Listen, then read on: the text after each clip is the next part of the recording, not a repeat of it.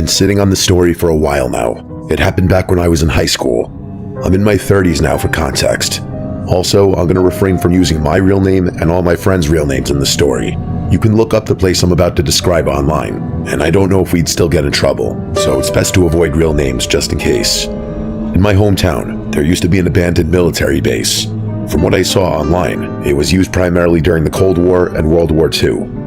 At one point, over 200 military families were housed there. It looked like a small community. I'm sure military bases all across the country have these small communities, but it still seemed weird to me. The village was abandoned in 1984, and it was just left that way until 2014, when it was finally torn down. I remember growing up as a kid, we would always hear ghost stories about the abandoned village. I had heard every type of story you can imagine. Everything from demonic cults gathering there to top secret military experiments being performed deep underground. Anybody who lives in this area knows all about the abandoned village. It was almost like a lost piece of local lore. When I was in middle school, I remember my older brother coming into my room one night when I had my friends over, and he told me that they had been to the village. We didn't believe him. He described in detail what he saw. He looked genuinely scared, but I'm sure that was just part of him messing with us. He started telling us about the church and how the church had a secret door on the floor next to the altar. He told us that he could hear moans and screams coming from the church basement. After laying it on thick for a while, he finally had all of us believing him. His irrational story just added to the already mysterious lore of the abandoned village. For years, my friends and I would share stories about this place. We always said that once we were old enough to drive, we would investigate it ourselves.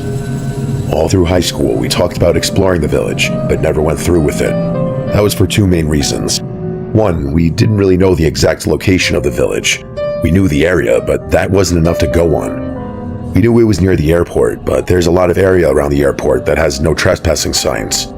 And two, even though it was abandoned, it was still technically a military base. We had no idea what kind of trouble we'd be in if we got caught. On one cool spring night in our senior year of high school, one of my friends, Alex, came to us and told us that he knew where the entrance to the village was. We didn't believe him. He told us that someone he knew had been there and shared the location with him. I was so confident that he was making it up that I told him we should go and investigate. I assumed that we would never find the entrance. So that night, around 11 p.m., we made the 15-minute drive to the approximate area. Alex didn't seem confident of the location. He kept telling me to pull over. Every 2 feet, he'd say, "I think this is it," but it would just turn out to be nothing. Finally, we found an overgrown road. Alex claimed that this must be the path. There was a beat-up, old no trespassing sign covered by a bunch of trees. Since we had my car, I started to get nervous about going any further. Alex and my friend Nick were 100% down to keep driving forward. Getting in trouble wasn't even on their minds. They kept going back to the same argument. We'd been talking about it basically our whole lives, so let's finally do it. They eventually talked me into it. I started to slowly drive down the dirt road. I turned the lights off on my car and basically just let the car roll down the dirt path. We eventually came to one of those roadblock gates that go up and down. Obviously, there was nobody at the security checkpoint, so I had to get out of the car and manually lift the gate. This is where it started to get weird. The next minute or so of driving, we could see a bunch of furniture littered on the side of the road. Beds, dressers, tables, basically anything you could think of. Then we got to another roadblock gate. This time I had Alex get out and lift the gate. After that final checkpoint, we were in the village. It was a surreal feeling. After all the years of hearing about this place, we were finally there. It looked like being in the Upside Down from Stranger Things. It was like a small neighborhood, but it just looked wrong. You could see that it was decaying. I pulled the car in front of the church. We all got out and quietly started to explore the area.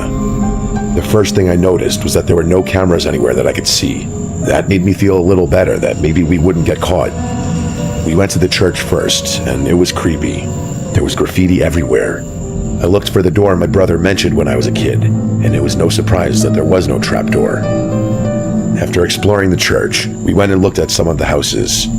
It was so creepy. It was legitimate housing, and it just looked completely abandoned. Some of the housing units looked like they'd been hit by a hurricane, while others were still intact.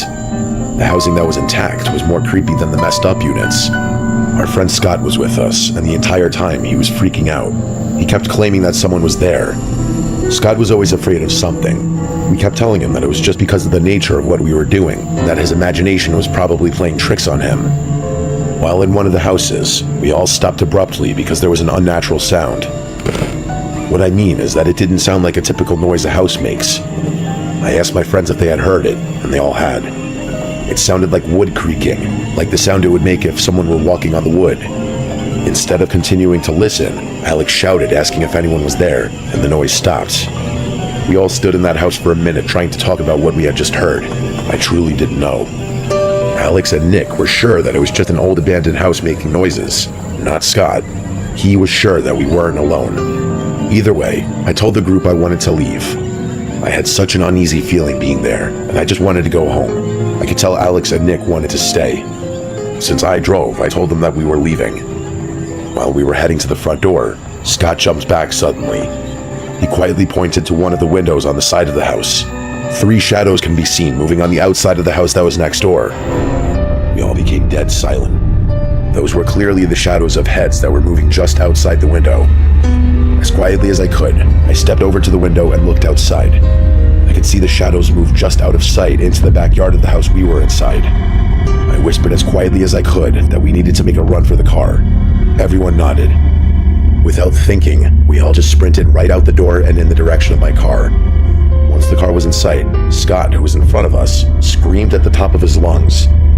We all looked, and standing next to the back seat of my car was a tall woman with a disgusting old black dress on. She had the back door open, and it looked like she was about to get into the vehicle because one leg was already halfway into the back seat. When she heard Scott scream, she let go of the door and ran inside the church. We continued running towards the car. When we got there, I looked in the back seat, and thankfully, nobody was back there. We got into the car and drove off as fast as we could. I remember going so fast that I lost control on the dirt and almost crashed the car. That night, we shared stories about who we think we encountered. The most obvious answer is that those people were likely homeless in some capacity and using this abandoned facility as a shelter. All of that makes sense, except for why that woman would be trying to get inside my vehicle. It's also terrifying when I think about that night because we walked around for quite a while and never saw anybody, or even a clue that somebody had been there. Not until right before we left. Even though Scott claimed that he heard something weird, I still think that was just his imagination at that time. Years later, I started telling my girlfriend the story. She said we should look it up and see if it's still there. That's when I realized that it had been torn down in 2014. It's wild that there's so much more information on it now. Growing up, we constantly tried looking stuff up about that place, and there was nothing. Because of that, it added more to the mysterious lore of the abandoned village. I'm just happy we left when we did, and that Scott screamed when he saw the tall woman. If we had been 10 seconds later running to the car, who knows how this night could have ended.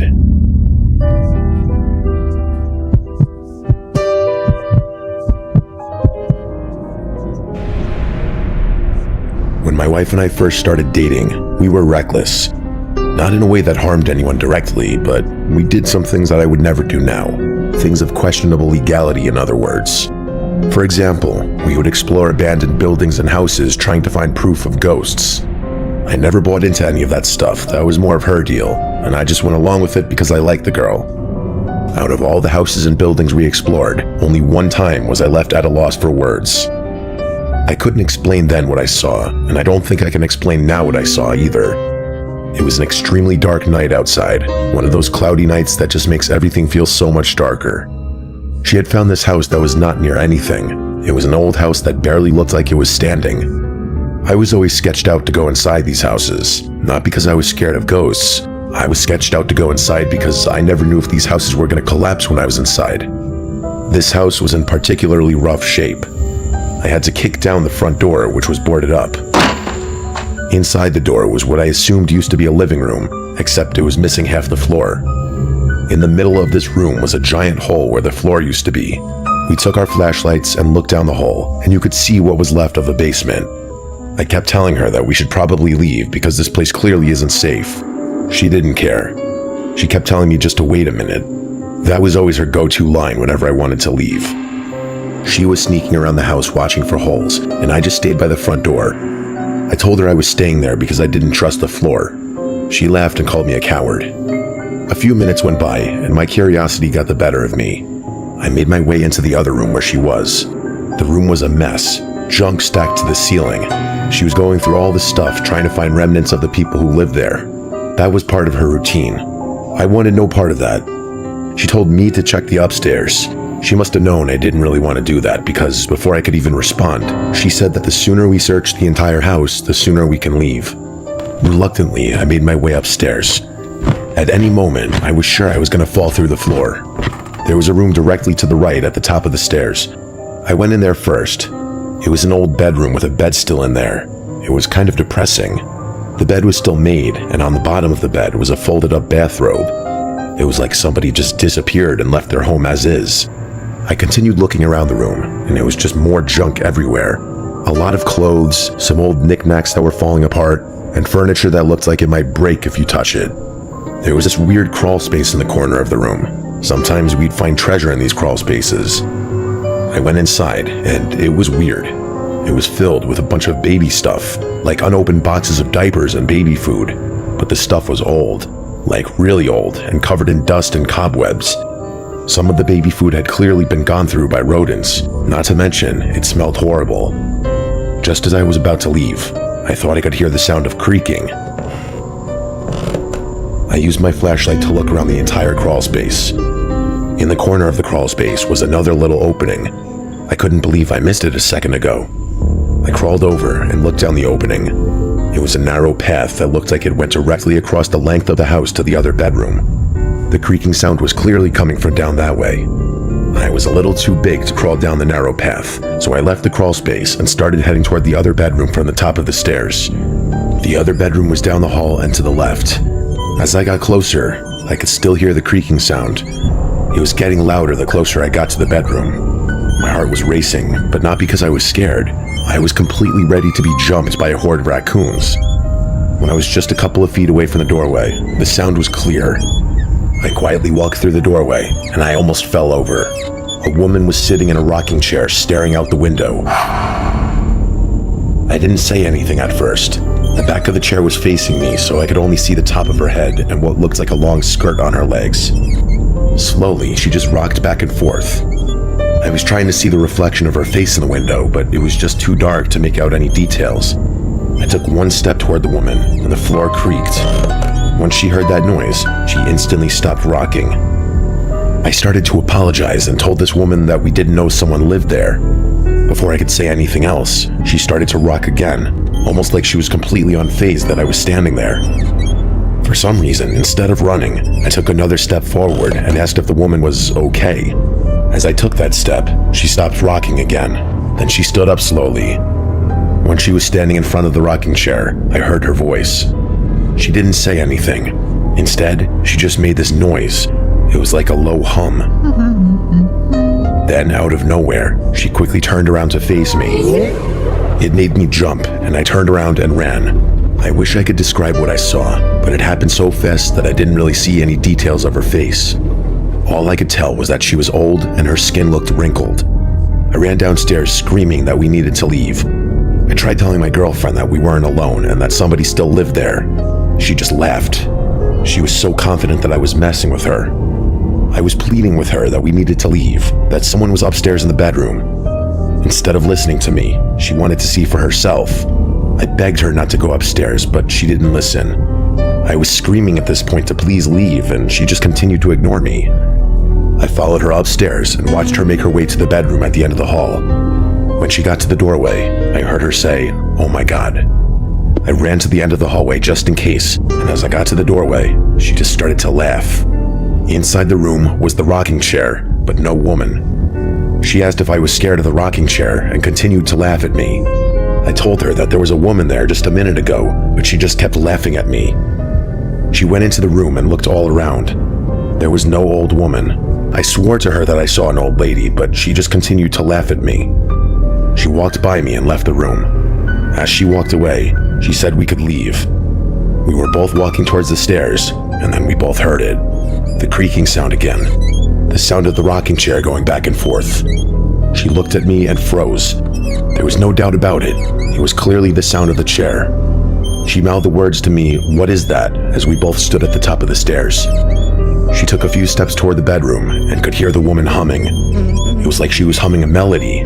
She got to the doorway and saw with her own eyes the rocking chair with someone sitting on the chair and humming to herself. She didn't engage with her. She just turned and ran, and we both ran out the door after that. She started screaming once we got to the car. She kept asking what the hell we just saw, and I didn't say anything. I wanted to look back at the house as we drove off and look at the window to see if I could see anyone standing there, but I was too terrified. I truly have no idea what we encountered that night. Maybe I really did have a brush with something paranormal. I know how unlikely that is, but who knows? Maybe that kind of thing really does exist. I suppose it could have easily just been a very old woman who still lived inside a filthy and decomposing house, but I don't fully buy that. I mean, the door was boarded up, and there was a giant hole in the living room. Not exactly ideal living situations. Not long ago, I brought this story up to my wife and asked her if she remembered. She obviously did. We drove to the abandoned house, and it had been torn down. There was no house there. Not even any remnants of a house. I tried to replay that night in my head all the time. I try to remember what I can about that woman's face. I tell myself that it was just an old woman, but something in my gut tells me that's not the case.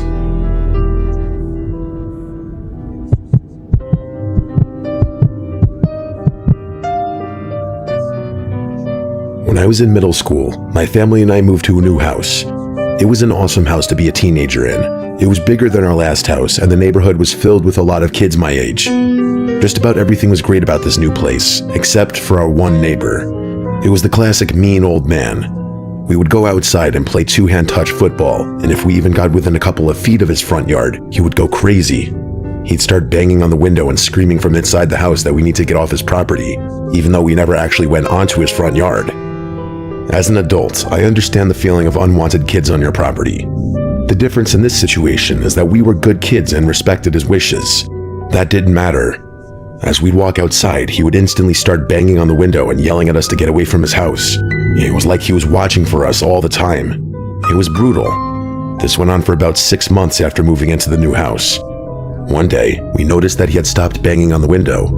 We didn't hear him or see him. I remember joking that he must have died. Why else would he finally leave us alone? Another month or so later, my friend Joel stayed overnight. We woke up in the morning when it was still dark out. I don't recall the exact time. We heard a bunch of commotion coming from next door, and we could see siren lights shining through the window. We got up and looked out the window, and right at that moment, we saw 2 people bringing out a zipped-up body bag. We knew right away what we were looking at. I remember feeling a little messed up by this. I'd seen this thing a million times in movies, but never in real life. I'll never forget that feeling of guilt. We were joking about this guy dying, and he really did pass away. I couldn't stop thinking to myself that he must have died over a month ago, and they just now found him. I didn't know that for sure, but something in my gut told me that was the case. After the old man's death, the house remained empty. Well, not completely empty. I guess the correct answer would be abandoned. All the old man's stuff remained in the house, and the house just lay uninhabited for years. Apparently, the old man did have one son, but he lived in another state and didn't even bother to come back after his father passed away. It's actually sad when you think about it. Over the next few years, I would sometimes stare out my bedroom window and just look inside the abandoned house. His house was directly next door, and from my bedroom window, you could clearly see into the house. It was so creepy, knowing that this guy died somewhere in there always gave me the chills. For the next few years, I would always joke around with my friends. I would tell them that the place was haunted. My friend Joel, the one who witnessed the body bag with me, was one of those guys who was always scared. Every time I had people over to the house, I would tell Joel that I'd seen the old man's ghost. He would cover his ears and tell me to shut up. Everyone would always laugh. I enjoyed being a troll in high school, especially when I had an audience. One night, Joel had enough of the trolling. He dared me to go inside the abandoned house. I didn't love the idea of breaking into the place, and that's what I told him. Joel started to troll me now, calling me a coward and a few other choice words. I thought about it for a second, and I honestly didn't think it would be that big of a deal if I took a quick stroll through the old guy's house. It had literally been empty for a few years at this point. Nobody would even notice if I broke in. I made my way over to the house. I tried to walk inside, hoping that maybe the door was unlocked. Of course, it wasn't. I tried kicking the door down, but I weighed about 130 pounds at the time, so the door was not budging. Next to the front door was a small window. I tried to pry it open from the outside, but to my surprise, it wasn't locked. It slid open easily. I looked back one time just to make sure nobody was watching me enter the house through the window, and then I entered. The first thing I noticed when I entered the house was the smell. It literally smelled like death. I started to gag. I had to put the collar of my shirt over my nose. In addition to the smell, It was creepy in there. Everything was exactly how this old guy had left it. In the living room next to his recliner was a book with a bookmark still in the middle of the book. I made my way to the kitchen, and that's where the smell was the worst. If this guy had been dead for a while in the house, like I thought before, I was thinking that he probably died in the kitchen. He had a small table in there, with a sweater on one of the back of the kitchen chairs. In front of that chair was a coffee mug. The stove had dusty pots and pans on the burners. I checked to see if something was in them, but they were empty, except for a lot of dust. I left the kitchen and entered a narrow hallway. The first room to the left was the room I was able to see from my bedroom. I entered the room and looked out the window. All my friends were in the window waving at me. Joel looked shocked that I was still inside. While I was waving back at them, I heard a loud bang come from the other side of the house. It wasn't subtle either. It literally sounded like a person banging into the wall. I stood completely still. I was trying my best to focus my hearing, but there was no follow-up noise. I looked back at my friends, and they looked confused, almost like they didn't know why I was just standing there. I was creeped out now. Just the weirdness of this entire situation had me feeling off. Even though there was still more of the house to explore, I was all done. I quickly made my way to the door, unlocked it, and let myself out. When I got back inside my house, I told my friends about what I saw and how terrible the smell was. We talked about it for a little while, but ultimately, we moved on quickly after that. That night, after we all fell asleep, Joel woke me up. I asked what he wanted, and he told me he couldn't sleep because he kept hearing weird noises from next door. I dismissed him right away and told him to go back to bed. I tried telling him that his mind was playing tricks on him because of what I told him about the noise. He didn't say anything. In that quiet moment, I heard a weird noise. Joel perked up and told me that's the noise he kept hearing every few minutes. I admit, it was weird. It was like 2 loud knocks. I sprang up and looked out the window toward the old man's house. It was dark, and I could barely see anything. Joel looked terrified and asked what was standing in the doorway of the old man's room, the room I had been in earlier. It looked like a silhouette of a person. I dismissed it at first, telling Joel it had to be a coat rack or something. Then Joel became erratic. He screamed no way. He swore that he had just seen the silhouette move. His erratic behavior woke up my other friends. They all looked out the window and agreed with Joel. I told them that there was no way a person could be standing there. Obviously, there was some type of shadow or something else that we just couldn't explain. While we were arguing among ourselves, Joel screamed again. This time he didn't say anything, he just pointed. I looked out the window, and now standing directly in front of the old man's window was a figure. Whatever it was, it had moved from the doorway to the window. It was still too dark to make out any details, but because of where he was standing, you could clearly see now that it was a silhouette of a person. We all started to freak out. We had no idea what we were looking at. While I was watching this figure, it started to move. I was able to see it walk back towards the doorway until it completely faded back into the darkness. I continued looking out the window for several more minutes, but nothing happened. I had no explanation for what happened. I remember telling my friends at the time that it must have been just the old guy's son finally coming back to the house. It was the only thing I could do to get my friends to somewhat calm down in that moment. We spent the rest of that night constantly looking out the window every few minutes, but we never saw anything again. It was about a year after that I finally met the old man's son. He showed up with a dumpster and gutted the entire house, then he sold it right after. My dad talked to the guy for a while, and he told my dad that he had a horrible relationship with his father. It took him years to finally get to the house and sell it. To this day, that is still the most terrifying thing that I've ever seen with my own eyes. I'm happy that I had several witnesses with me that night who all saw the same thing as me. I know sometimes our minds can play tricks on us, so it's validating to have other witnesses who saw the same exact thing. My friends and I still try to get together once a year, even though we all live in different states now. Every time we're together, this story comes up again. I have no idea what I saw in that old man's abandoned house that night. I'm sure there's a rational explanation for what we saw, but I just have no idea what it is.